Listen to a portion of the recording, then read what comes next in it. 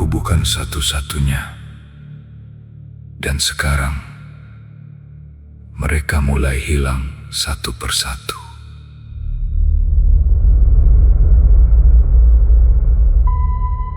Aku bukan satu-satunya yang menerima order itu. Dan semakin aku menyadari hal itu,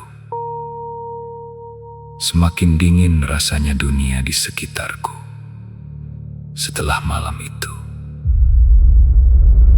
setelah aku kembali dari kuburan dengan napas yang masih berantakan dan pikiran yang tidak pernah benar-benar tenang, aku mulai mencari tahu, bukan karena berani, tapi karena aku tidak bisa berhenti memikirkannya. Aku mulai sadar ada yang salah.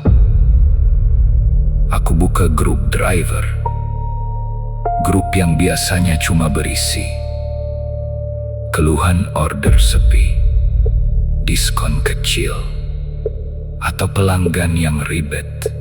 Tapi malam itu, aku membaca sesuatu yang berbeda.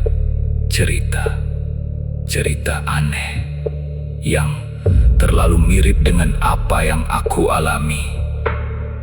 Bro, ada yang pernah dapat order ke TPU pinggir kota. Aku berhenti membaca. Jantungku mulai berdetak lebih cepat. Aku lanjut scroll. Jam 2 pagi. Nama customer Hendra. Tanganku langsung dingin. Aku mulai sadar ada yang salah. Komentar mulai bermunculan. Aku juga pernah, tapi aku cancel. Gue sampai masuk, tapi gak ada siapa-siapa. Awas, jangan diambil. Sunyi, aku membaca semuanya. Perlahan, satu persatu, dan semuanya mengarah ke satu tempat, kuburan itu. Aku mulai sadar ada yang salah, tapi bukan itu yang membuatku benar-benar merinding. Bukan. Yang membuatku diam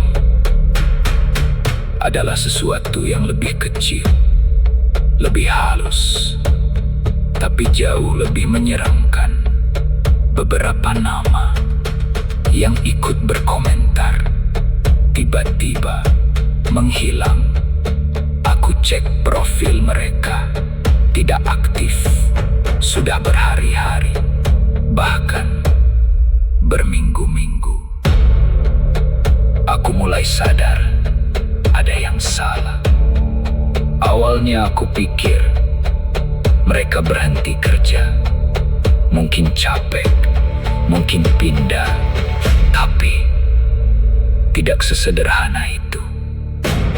Karena ada satu nama yang aku kenal, bukan dekat, tapi cukup sering ketemu di base camp. Namanya Rian. Dia terakhir terlihat 2 malam sebelum aku kembali ke kuburan itu. Dan yang membuatku membeku, status terakhirnya OTW ke lokasi. Agak aneh tapi gas aja. Lokasi yang sama, kuburan itu. Aku mulai sadar ada yang salah. Setelah itu, tidak ada kabar lagi, tidak ada chat, tidak ada update, tidak ada apa-apa. Seolah dia menghilang begitu saja. Dan saat aku tanya ke driver lain, mereka hanya diam atau menjawab pendek, "Udah, jangan dibahas." Gue juga ngerasa gak enak. Kalau dapat order itu, cancel aja. Aku mulai sadar ada yang salah. Order itu bukan sekadar aneh, Bukan sekadar mistis, tapi seperti memilih siapa yang akan datang, dan mungkin siapa yang tidak akan kembali.